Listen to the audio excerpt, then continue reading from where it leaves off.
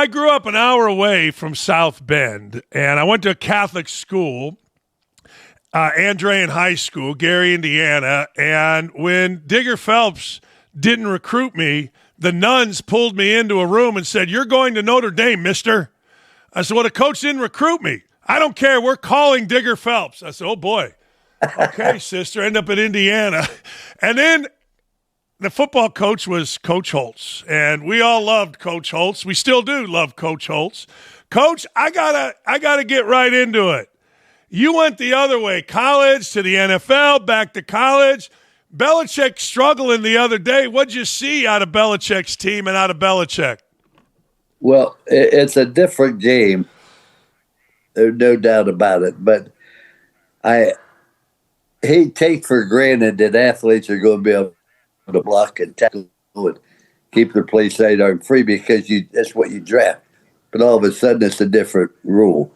But I don't think you can evaluate a football team based on 1 week. I remember I'm at Notre Dame, and we lost the opener to Northwestern. We missed an extra point and a field goal, and everybody's, it's all over. We never lost together the rest of the year, and Northwestern went on to win the Big Ten. So you can't really evaluate a football team on the basis of 1 week, although you might be able to evaluate Alabama.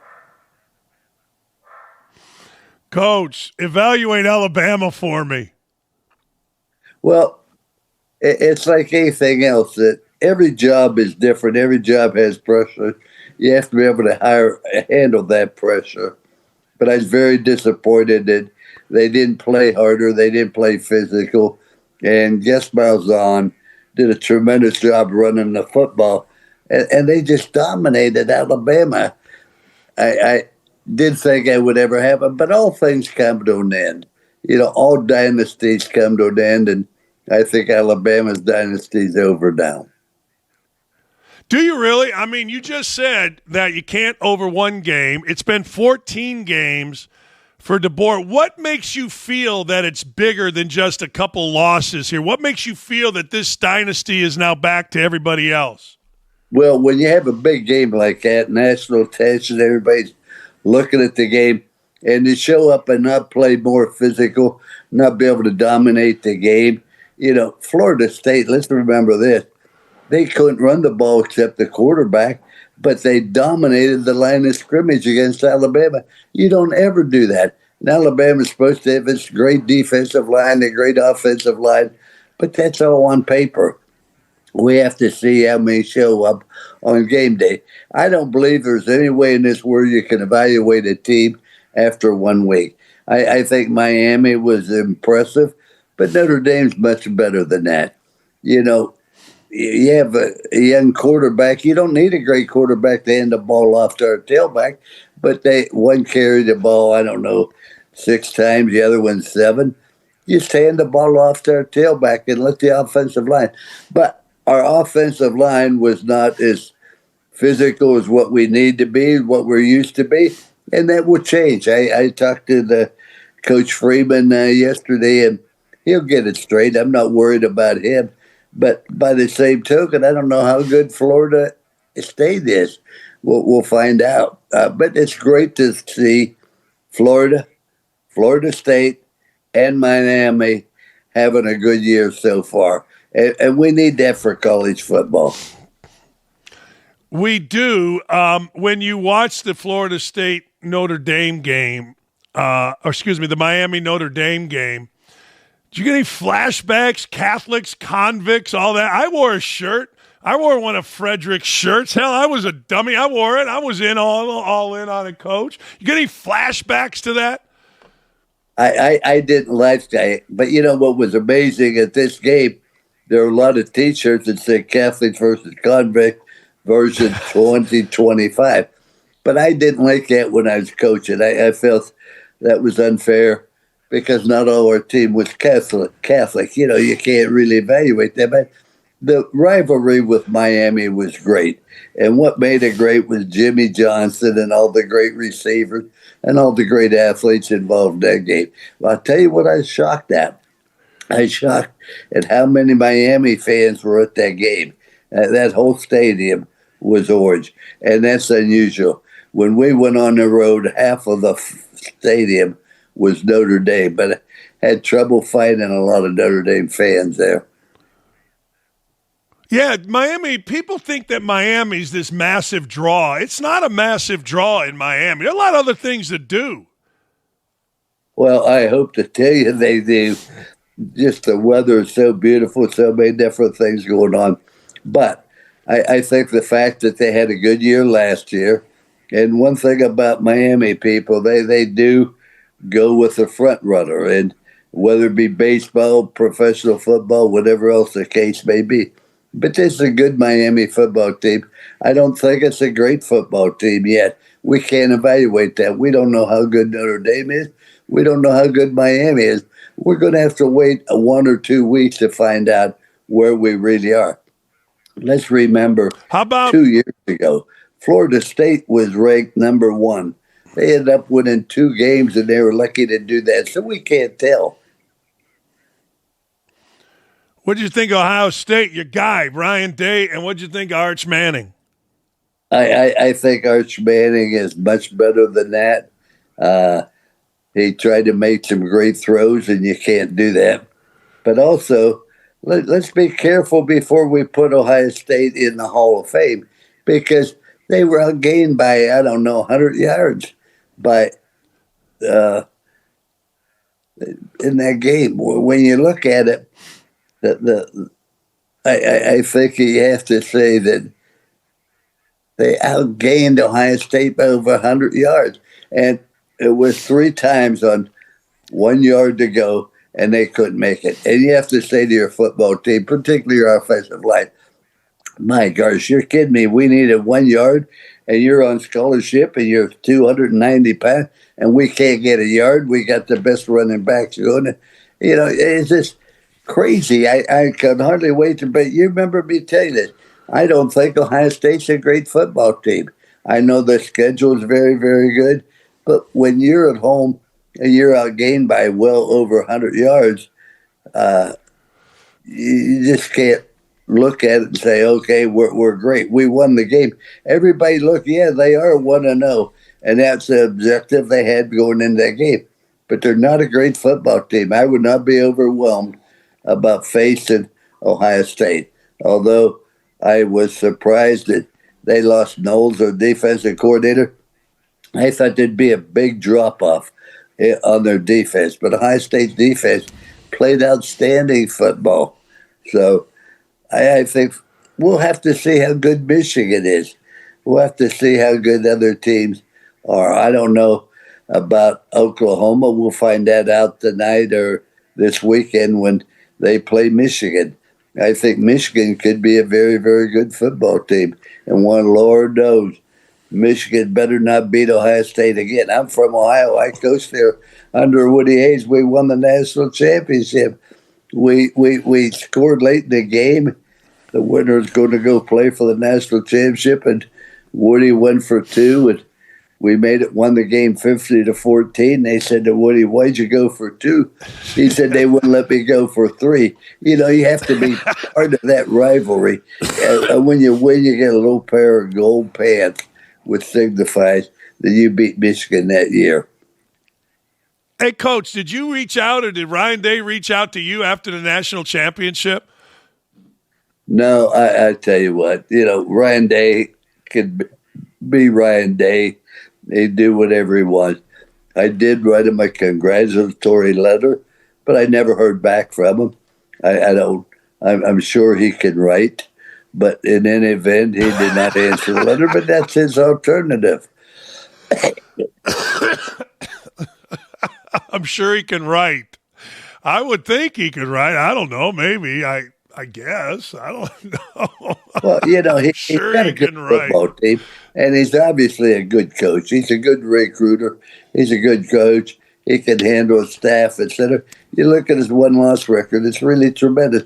But let's not get overwhelmed because the Big Ten doesn't have that many great football teams in it this year. But we'll find out. Don't be besmirching my Indiana Hoosiers, Coach. My Indiana Hoosiers, they handled Old Dominion pretty handily. Well, I tell you what, that game was in doubt a little bit in the first half. You know, when you play Old Dominion, the game should be over at the toss of the coin.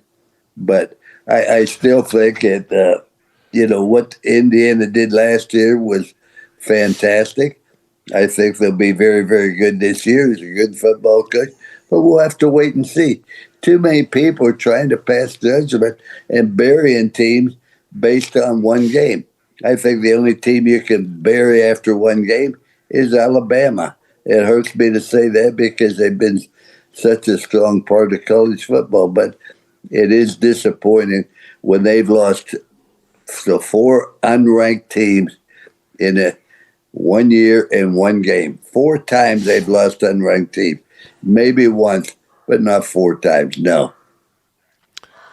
I know some guys that played for you, and I know you come off as this nice guy, funny guy, but you were a killer, a stone-cold killer as a coach. I don't know how many times you lost to an unranked team as a 14-point underdog, but I bet it didn't happen too much, and I bet those players, after the next practice, never wanted to lose to a freaking unranked team again, Coach. Well, your obligation as a coach is to set high standards for the players, not be well liked and not to be popular. As I said to him, I have a wife. I don't need you to like me. I need you to perform for me, and that's your obligation as a coach, is to get them to be productive and to show up and win the game. Yeah, I was tough on the players, and had I been murdered when I was coaching, I don't think the place would have investigated because there have been so many suspects. However, I can honestly say this now, that I am very, very popular with our players, not because of who I was, but because of the standards we set and the rules we taught them. See, the same things are going to make you a great player, will make you a great teammate, will make you a great husband, a great father, a great businessman. And when we get together for the Texas A&M game, our former players will come back, and that'd be great to see them. But what really impresses me is the success they have off the field as well. Because football is not just about a game. It's about a way of life. It's the things you believe and how you perceive. Coach, last thing before I let you go. You've mentioned many times, you can't really evaluate off of one game. How many games do you think it takes before you get a real handle on a team? I think by three. By three, you should have a real good handle on them. And I think it's important for you to be able to evaluate your football team. And remember this, nothing's as good as it seems, and nothing's as bad as it seems. But somewhere in between there, reality falls. Miami had a win. It wasn't that great. Yes, it was a win, but they better put it in the proper perspective. But they have a good football team, but I don't think they're a great football team. Last thing before I let you go. My coach, and I tried to do this as a coach, Coach Knight, by the time you walked out of a big win, you were really happy, but you were on to the next game. And he used a famous thing that Jerry Faust did after Faust's first game. And, it taught me a lesson. Apparently, Jerry was still holding up the sign from the previous game on a Wednesday. And Coach Knight, I was a freshman, came in and said they're going to get their ass beat next week, and they did. How hard is it in modern college football to get kids to move on to the next game? Like after a big win, like Miami, big win. Now you got to go play again the next week. Well, it's how you approach it. I explained to our team this. When we had a great win, the following week was more important. For example, if Miami loses this week, the victory over Notre Dame is worthless. And every time you win, the next game becomes more important. And I was a big fan of Bobby Knight. He'd come to Notre Dame to play basketball, and I'd always go down and see him, take my son Skip with him. Bobby Knight was just one in a million. He was fun to be around, yet at the same time very opinionated. And Bobby Knight and I used to get in a lot of arguments. he was always trying to tell me basketball was harder to coach than football. I said, you got to be kidding me. I said, you got 10 players and 12 coaches. I've got 120 players and 10 coaches. And he argued, no, still. I say, hey, Bobby, if winning in basketball is difficult, how did Digger Phelps win that many games? He said, you win. And he gave up. We never argued again about that. But just remember that the next game is more important than the last one. If you win it, the next game carries even more importance. That's in the day and age of where everybody's so popular and you got TikTok, all this stuff. That's got to be really, really, really hard, Coach. It's got to be. I used to argue with him. He used to tell me that when I was his assistant. I go, Coach, I love you. I'll be a yes man, but I ain't buying basketball's easier to coach than football. I can't even call a play in football. Basketball, we go run two. Football, you're like XYZ, 7 fat guy. Blah, blah, blah, blah, blah. I can't even say the plays in football. Well, the basketball coach at Michigan State is a big football fan. And when I was coaching Notre Dame, he would call me from time to time and would talk about players, etc. But it's all about being competitive. Football and basketball is very similar in one respect. You're trying to get the maximum out of your players each and every game, each and every practice. And what you're really trying to develop is good teammates. Great players come and go. Good teammates last a lifetime. And that's all we want to do is be a good teammate. And a good teammate is somebody that's not going to let you down. I remember saying to the team one time, before a big game, I always go by and make bed check, not to check and see if they're going to bed, but what is their attitude? And one player, I said, how do you feel? He said, I'm nervous, Coach. I said, about what? He said, I know my teammates are going to play great. I don't want to let them down. When you have that type of attitude, good things are going to happen. And that's what you're trying to develop as you go through the season. And it's a great time for Coach Freeman to say to his team, when things don't go well, the only friends you have in this world, those you eat with, sleep with, bleed with, pray with, and cry with. And that's your family and your teammates. So all the other accolades about how great you are, how bad you are, ignore that. Let's remember to stay focused on what we're doing and focus on our teammates and don't let them down. Coach, I remember my first varsity basketball game, little Catholic school, going to the big Gary school, Gary Roosevelt, and our high school coach said, hey, just remember, 6 billion Chinese don't care who wins this game. I said, Coach, I don't give a shit about them. I give a shit about me, and I care. He's like, Dakich, shut up. Just shut up. And I get it, but, telling it. Look, I know this was you. Losses to me were like death, like literal death. And as a player or as a coach, to me, and however, it's hard to focus on that. But when you lose, you have to say to yourself, I'm going to give myself 12 hours to cry, to feel sorry. But after 12 hours, we're going to move on. And the important thing is Miami beat us 1. Don't let them beat us again this week when we're playing Texas A&M. You got to put that behind you. You got to move on. Remember, the Lord put eyes in front of your head rather than back, so you can see where you're going rather than where you've been. Love you, Coach. Thanks for coming on. I hope you'll come back after week 3 or 4 and you can tell us who is good. Well, I tell you what, I'm not going to come back unless you invite me. But thank you. It's always a pleasure to be there. And I appreciate you paying attention to what a man thinks. I'm old. No, I love what you My think, birthday Coach. candles cost more than a cake. But be that as it may, that's life. Thank you, Coach. Man. Thank you for having me. I love talking to Coach Holtz. I love talking to Coach Holtz. Honest to God, it's just great. It's just awesome. I mean, and again, as a Catholic kid growing up an hour away, I wasn't one of those crazy, I love everything about Notre Dame, but I like Coach Holtz.